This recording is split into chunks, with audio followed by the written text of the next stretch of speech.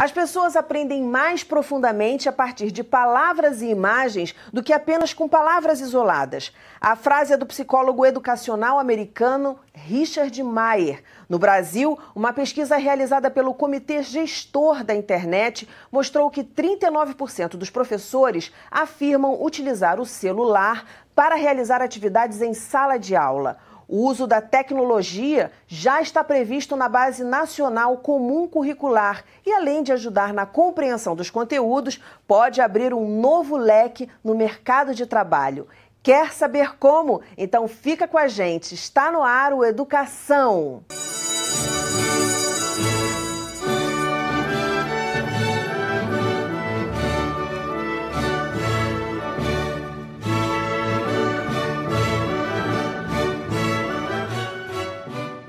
Meus convidados são o professor de Tecnologias Educacionais da Imagem no Ensino, Consumo e Crítica, no programa de pós-graduação de Ensino e Educação Básica do CAP-UERJ, doutor em Educação, Ezequiel Rodrigues Oliveira. A professora de Mídias do Colégio Olga Mitá, formada em Cinema, mestre em Educação, Bia Porto. E o fundador do Rio Web Fest, Leandro Silva. Muito bem-vindos ao programa. Começar com Ezequiel. Ezequiel, o uso de tecnologias em sala de aula tem criado novas metodologias de ensino?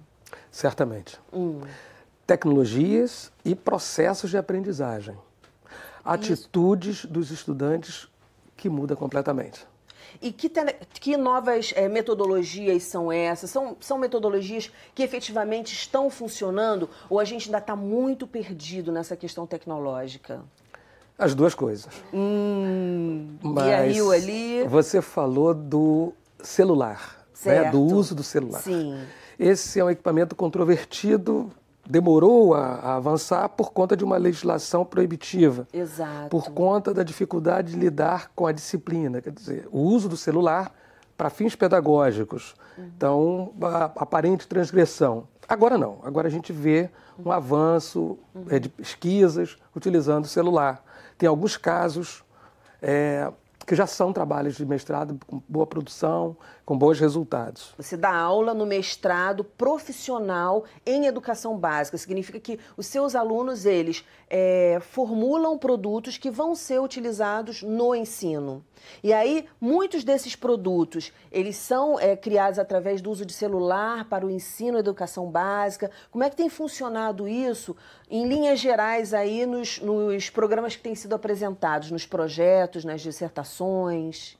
Para falar de 3 exemplos. Certo. Nós temos um professor que se titulou recentemente, o professor Rafael Costa. Falou sobre, ele usou tecnologia, a arte, para falar de Semana de Arte Moderna. Ele fez um trabalho com os meninos. A escola dele é na Cidade de Deus, é uma escola municipal, os alunos do 8º ano. E ele, como também tem formação em design, ele queria desenvolver um aplicativo de realidade virtual. Certo. Com os meninos. Chegou lá com essa intenção, a gente conversou na entrevista. E ele desenvolveu, esse aplicativo está disponível no Google Play. Ele tem, nos produtos desenvolvidos, além do aplicativo, ele tem todo o processo registrado num documentário. Ele utilizou, por exemplo, a metodologia Scrum para orientar. O que é isso, professor? É um processo de produção de softwares, o desenvolvimento de projetos, que define aptidões ou tarefas, papéis, e num grande quadro. Na verdade, é uma coisa muito simples. É um grande quadro que tem as diferentes etapas do projeto. E ele queria organizar os meninos. Claro que é uma metodologia utilizada no mercado. Certo. Mas ele queria organizar os meninos, dar a eles a noção de processo. Então, ele apresentou, na capacidade de entendimento deles, essa noção, e eles construíram categorias. Então, teve lá a categoria dos artistas, que são os meninos com mais habilidade, e a escolha foi por conta deles, para desenhar, para produzir conteúdo. Quer dizer, tudo isso usando a tecnologia. Tudo isso. Perfeito. Exatamente. E o aplicativo já está pronto, com todo o conteúdo produzido pelos alunos. todo. Isso é muito bem. Eu quero me aprofundar aí nesses trabalhos que são fantásticos.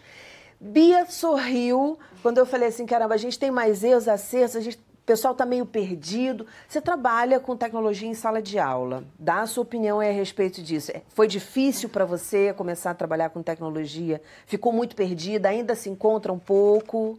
Na verdade, a disciplina que eu leciono, ela se chama mídias. Então, na verdade, a gente ali experimenta diversas linguagens midiáticas. Passam pela tecnologia, mais, de celular e tal, mas também tem coisas muito das antigas, rádio, jornal impresso.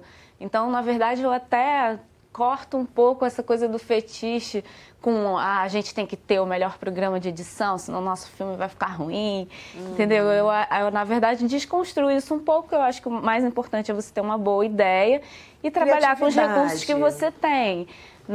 Então, mostrando para eles também um pouco a história, a evolução dos equipamentos e como que alguns equipamentos já tinham ideias. Se você pensar no radioamadorismo, era uma super internet que tinha. As pessoas podiam se comunicar, às vezes com um navio que estava em alto mar, E, enfim, eram coisas que você hoje em dia faz muito mais facilmente e tal, não se dá conta.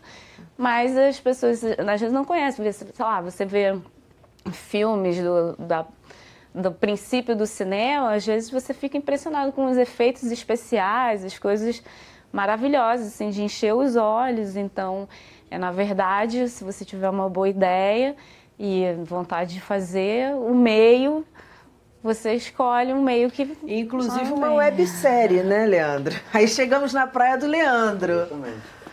Me conta, como é que surgiu essa ideia do Rio Web Fest? Rapidamente, o que é o Rio Web Fest?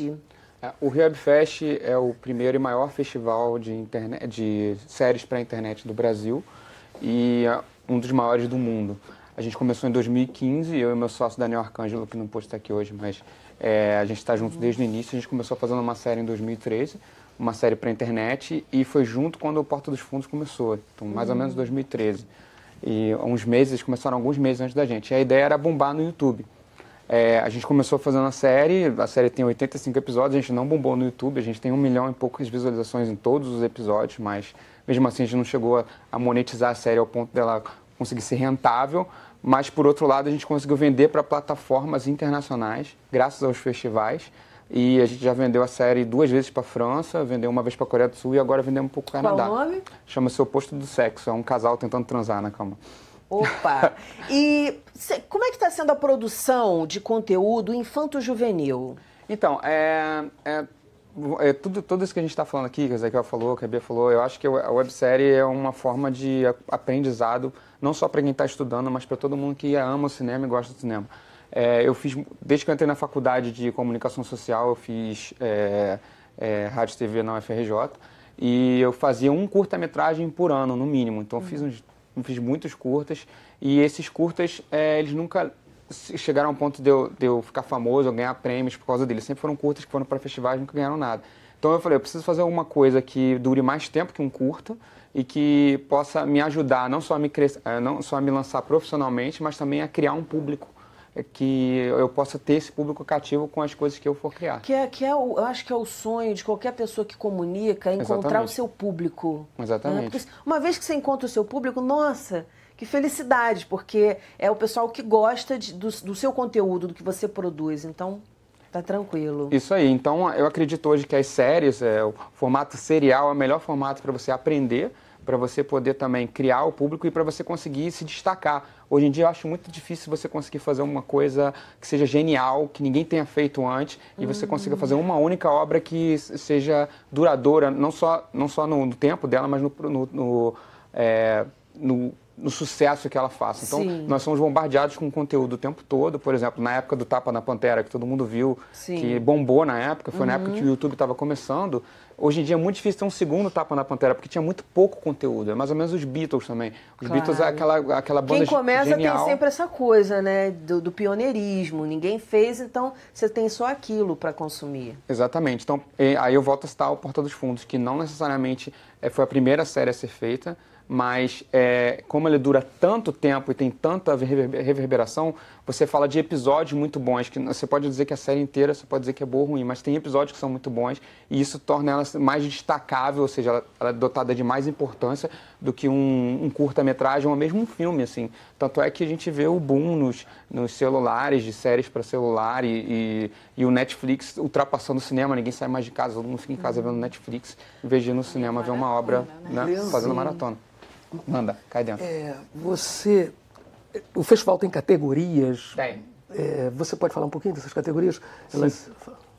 O Rio Web Fest, vamos lá, voltando a falar do festival, é um festival inclusivo, ou seja, é um festival que ele desde o início ele procurou abarcar o Brasil inteiro, não só o Rio só pelo fato de ser uma cidade internacional e onde eu moro, mas a ideia é abarcar as produções do Brasil inteiro. E aí o que a gente fez foi criar muitas categorias de premiação. Então, por exemplo, existe melhor atriz de comédia, melhor elenco de drama, melhor performance não ficção, melhor performance numa série de ação. Então, a ideia é premiar essas pessoas e criar o máximo de categorias possíveis para poder incentivar a produção online. A internet ela é um lugar meio solitário, assim, entendeu? Quando eu comecei a criar, qualquer pessoa que cria, faz um vídeo no YouTube e acha que vai virar a porta dos fundos do dia para noite. Não acontece isso. Você clica lá e daqui a uma semana tem 3 visualizações. Uma sua, uma da sua mãe e a outra da sua mãe também. A minha pergunta tem a ver com... a gente, na escola, vê garotas produzindo o tempo todo, com abordagens interessantes, sem ter onde mostrar. Né? Tem. Então, Agora tem. Ao mesmo tempo que eu trabalho com alunos da educação básica também, né? Então tem meninos de 6º ano e tal. Então, e 8º, enfim. Tem essa garotada produzindo, tem os professores que estão no programa de pós-graduação, os mestrandos, que têm seus alunos, que têm as suas produções, e ter um lugar, ter mais uma alternativa para mostrar, é bem interessante, para você compartilhar. Depois a gente vai conversar mais, viu, Nanda? Sempre. A educação é só o início aqui de um papo que, graças a Deus, nesses mais de 3 anos que o programa está no ar, se prolonga para além aqui da LERJ, com certeza. Vai, fala, Leandro, Bia. Eu queria falar, porque como eu produzo conteúdo com eles, eu não faço os aplicativos. Até a escola tem uma disciplina de programação, uma outra de robótica e tal. Então, eu não desenvolvo hardware nem software com eles. Mas eu faço conteúdo, né? E eu sempre falo para eles que esse processo, essa aprendizagem, ela não se completa até você exibir. Um filme não existe se ninguém viu. Né? Então, assim, agora a gente vai para o Festival do Rio, que é um festival de cinema bem grande, é o maior da América Latina.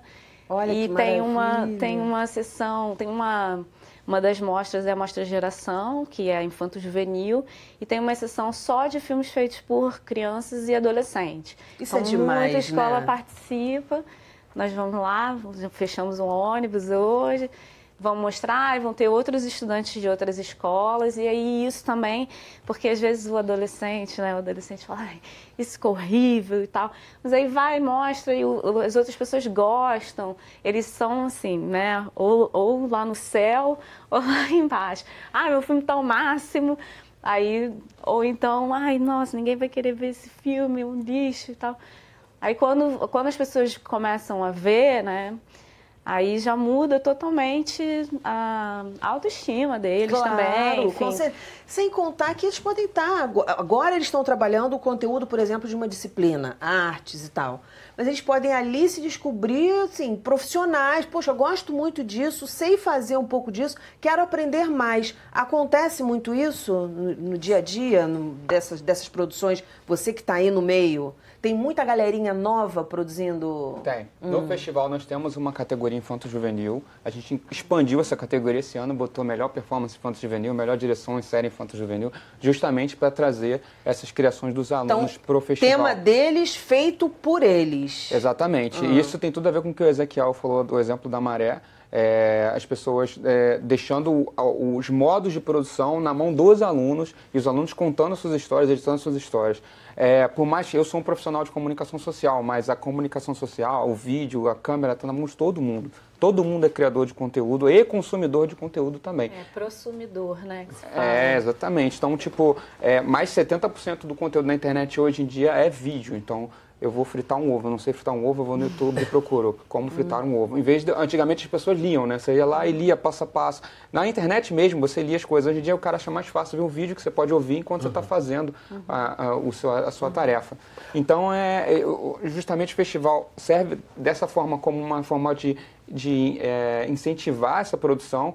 E, ao mesmo tempo, a gente também procura, como o festival é um festival que é dos criadores, são os criadores que pagam o festival com as inscrições, a gente procura dar isso de volta para eles através de prêmios em dinheiro, oficinas totalmente gratuitas durante o festival, viagens internacionais. Todo ano, no mínimo, a gente teve 3 viagens de conteúdos brasileiros que o criador vai levar o conteúdo brasileiro para outros países. Pode ter uma parceria aí com uma questão pública aí, galera de universidade também. Tem uma coisa, você falou da aptidão, formação profissional, interesse profissional. Quer dizer, quando a gente fala de tecnologia em sala de aula, a gente tem ferramentas que podem ser utilizadas, muitas delas gratuitas, né? Ou pelo menos parcerias com grandes desenvolvedores, mas que têm interesse de fazer uma rubrica para desenvolvimento de sala de aula nas escolas, né? Que serão os futuros consumidores, as pessoas que vão lidar com aquelas ferramentas, que acaba ficando a custo baixo ou zero, e possibilita desenvolver conhecimentos mesmo. Eu estou lembrando aqui de um projeto de iniciação científica júnior, que a gente desenvolveu.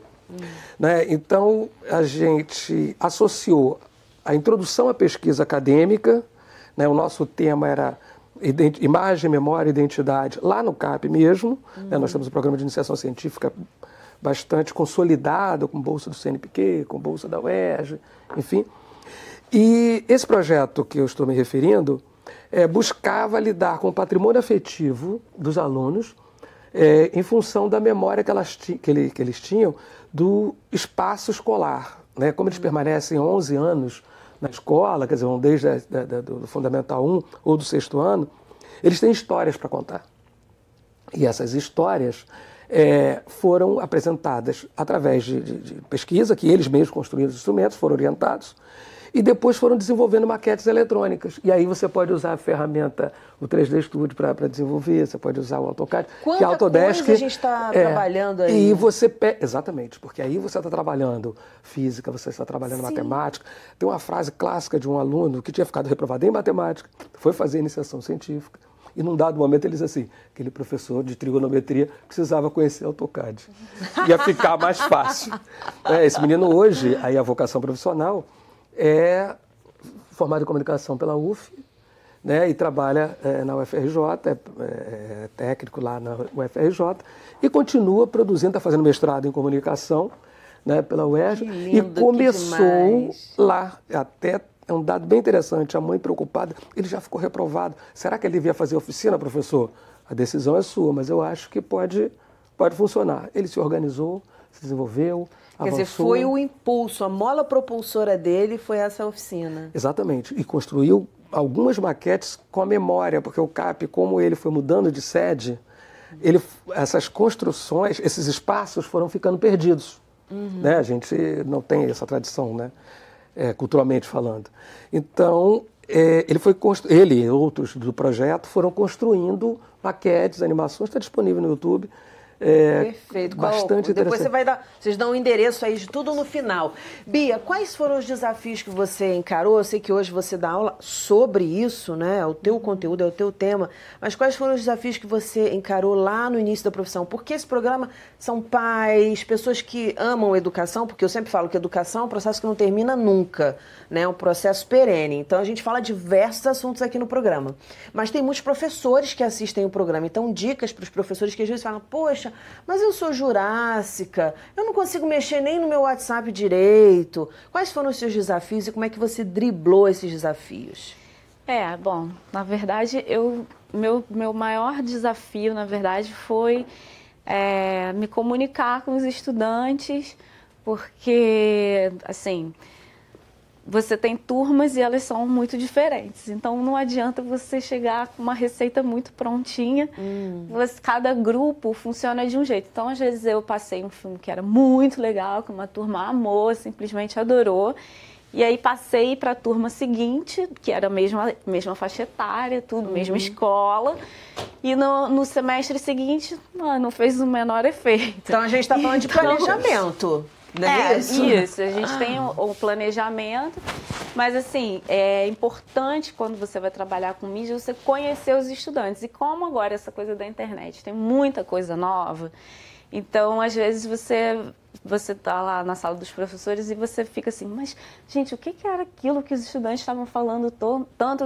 Slime, por exemplo, agora é a moda, tem os vídeos de slime, que é uma, que é isso? É uma geleca que os meninos fazem, fica brilhando, e eles fazem vídeo disso. Foi uma coisa que eu ouvi os estudantes falando, mas eu não fazia parte do meu vocabulário. Então, o vocabulário deles atualiza muito rápido. Então, você tem que ouvir, ter um exercício de escuta muito grande, aí sentir quais são as preferências, os gostos estéticos. A partir da cultura própria deles, você pode explorar muita coisa. Assim, não que eu acho que eu tenho que oferecer para eles mais do mesmo, sabe? Eles já gostam disso, então eu vou falar isso. Não é isso. Mas, por exemplo, eles adoram terror. Só que eles não sabem a história do gênero de terror. Leandro, ela falou de terror. Lá no festival, a galerinha que está lá no Infanto Juvenil está produzindo muita websérie de terror. Quais são os temas da garotada? Cara, o Brasil não é muito forte em série de ação e terror, não. Por motivo principalmente financeiro, porque normalmente é mais caro produzir. Claro, tem mais efeitos. Ou o som é tosco. E quando produz, normalmente acaba sendo tosco. Assim. O festival, a gente recebe muitas inscrições internacionais e inscrições brasileiras. No início do festival, no primeiro ano, a gente recebeu 70% gringas. Hoje em dia é quase igual para igual. Ainda tem um pouquinho mais de brasileira devido ao nosso alcance no Brasil está aumentando. E a tendência é isso bater bem mais, ser 70% brasileiro e 30% gringo. Então, assim, se você pega as séries gringas e compara com as séries brasileiras de terror e de ação, as séries brasileiras ficam muito abaixo, assim. Tem bons exemplos, tem o Nomad 7 do ano passado, que foi uma série brasileira que foi para a Coreia do Sul, justamente porque era uma bem produzida, mas por amostragem, assim, é bem menos. Tem propostas, você verifica a solicitação de propostas de produção de conhecimento, ou seja, você, não necessariamente no campo artístico, mas existe uma demanda para produzir conhecimento? Sim, nós temos séries de não ficção, séries muito boas. Eu lembro na França, em 2016, tem uma série chamada Product, que é uma série eram uns episódios de 1 minuto, 2 minutos, que elas se propunham a mostrar o produto que você consome, de onde ele vem. Então eles botavam uma GoPro no meio do oceano do Mar do Norte, o cara pescava junto com os camarões, aí trazia o camarão para a fábrica, aí processava o processamento do camarão, aí botava a GoPro no caminhão com os camarões, que ia para o supermercado, a mãe ia comprar e tal. Então é uma série simples, as imagens são incríveis porque é tudo numa câmera só, que vai indo do início até de onde vem a comida até o final, e você mostra para um estudante o que ele está comendo, você ensina para ele de onde está vindo aquilo, e de uma forma audiovisual super atraente para a galera mobile. É interessante isso, porque pode ser produzida com custo baixo, dependendo do que você está produzindo. Por exemplo, tem uma pesquisa de uma professora do mestrado que também concluiu, hoje é mestre, a professora Rosana Sobreiro. Ela fez um trabalho com fotografia, quer dizer, não exige muita coisa, né, para você produzir. Tá? O celular funciona satisfatoriamente, né? Ela trabalha em São João de Meriti, numa escola na periferia de São João de Meriti. E ela começou a desenvolver um projeto, a discussão dela era conhecer o bairro, conhecer aspectos históricos do bairro, pessoas que tivessem história para contar, a partir do momento em que ela constatou uma desinformação, um desinteresse, uma desqualificação do próprio lugar. Então ela começou a fazer uma discussão nesse sentido, construiu um projeto e foi para a rua com eles. Nessa pesquisa eles foram descobrindo coisas, se descobrindo, conhecendo mais sobre o lugar, mas também sobre sustentabilidade, mas também sobre a história das pessoas que estavam ali, por que determinada coisa estava. E no final eles estavam orgulhosos do que estavam produzindo e aí resolveram montar a sua exposição. Eu vou pedir dicas para vocês. Finalzinho aí, vai lá. Se você está querendo fazer alguma coisa para a internet, as dicas que eu dou são essas. Primeiro, serial. Faça coisas que tenham capítulos. Em vez de você pensar numa obra única que pode dar certo ou não, façam várias obras ou procure dividir a sua obra em vários pedaços. Você vai perceber que quando chegar no seu capítulo 20º, 30º, do seu capítulo 100, você vai olhar para o primeiro capítulo e ver quanto você era tosco e quanto você melhorou fazendo isso. Segundo, aposte num assunto que você gosta e que você tenha algo a dizer sobre aquilo. Não vai nessa de, vou fazer, o Felipe Neto está fazendo isso, então vou fazer que vai fazer sucesso também. Não. Procura alguma coisa que você gosta, uma coisa que te mova, que você gostaria de ver e faça aquilo que você vai encontrar um público, vai encontrar pessoas que estão na mesma vibe que você. E não importa se essas pessoas são a maioria ou a minoria. A internet é a terra dos nichos, a sua timeline do Facebook não é como o mundo é como o seu mundo é. E isso sendo real, você pode tirar proveito disso para conseguir fazer alguma coisa de relevância. Que é muito mais importante hoje em dia, não só para a internet, mas para todo mundo, você ter uma informação que seja relevante do que simplesmente uma opinião. Você, aproveitando a sua fala, Leandro, eu queria falar com o professor, né? O professor que está na sala de aula da educação básica, principalmente. Teve uma pesquisa da professora Nilza Ramos, também titulada, hoje ela atua no Pedro II, inclusive, e ela gostaria de saber o que se produz, qual a possibilidade de promoção de conteúdo por meio de tecnologias na sala de aula. Quer dizer, como o professor agia nesse sentido. Que conteúdo se produzia e como se dava esse processo, a atuação do aluno e do professor. E ela constatou que o professor tinha muita dificuldade, alguns, ou uma grande parcela, de produzir conteúdo. Ele até fazia curadoria, ele até ia à rede para buscar, mas ele tinha restrições. Eu não tenho condição de fazer, eu não tenho conhecimento técnico.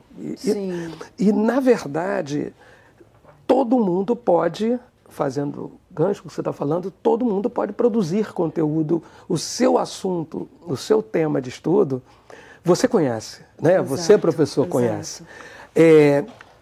O processo de construção de produto, de conteúdo, acontece naturalmente. E por qualquer tecnologia que você vai escolher, qualquer tecnologia que você vai se debruçar. Contato. Tem um canal no YouTube com esses trabalhos. Nós temos um canal no YouTube, que é LEDEM Laboratório, e o nosso site que está passando por atualização, que é ledem.erg.br. Que é bacana os professores irem até lá, porque tem sugestões de atividades, várias coisas que podem ser aplicadas. Quer dizer, na verdade, nós estamos fazendo uma atualização. Eu convido daqui a 30 dias visitar esses dois canais, que vai ter bastante coisa, que a gente está com muito conteúdo novo para apresentar. Tá ótimo. E o nosso programa de pós-graduação está com inscrições abertas a partir do dia 20 de setembro. Não é? E nosso pré-requisito é que seja professor, que seja educador, com curso de licenciatura, ou quem trabalha em escola, seja psicólogo, pedagogo, educador. Gente, muitíssimo obrigada pela participação no programa, parabéns pelo trabalho, sucesso. E o nosso programa fica por aqui. Na segunda-feira que vem tem muito mais às 9 horas da noite. Educação, se você não se envolver, não rola. Dias felizes, paz do eu e até lá!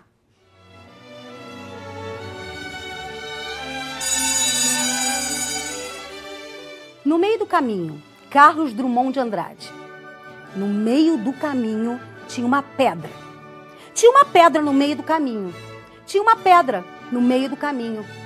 Jamais me esquecerei desse fato na vida de minhas retinas fatigadas.